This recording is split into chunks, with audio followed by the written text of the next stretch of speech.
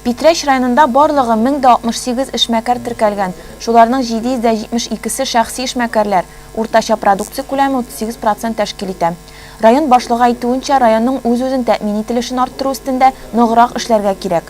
На фоне тех цифр, которые есть в среднем по республике, они неплохие, 38%. Но однако нас беспокоит другая сторона этого вопроса, это то, что насколько мы самообеспечены. На сегодняшний день Пестричевский район, к сожалению, обеспечен только на 48%. Поэтому даже те цифры, о которых мы сейчас говорим, долю, они недостаточны для того, чтобы район нормально мог развиваться. Очрашуда 6 районнан килгән эшмәкәрләр катнашты. Форсаттан файдаланып, алар үз сорауларын Салым инспекциясе, Республика прокуратурасы һәм Питрәч район администрация вәкилләренә юлладылар.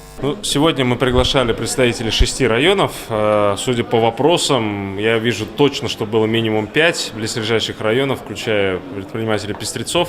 На самом деле, вот эти встречи мы их проводим уже достаточно давно, и каждый из них нам очень интересно, потому что она позволяет как раз-таки получить такой некий срез настроений и срез проблем, что волнует конкретно предпринимателя на этой территории.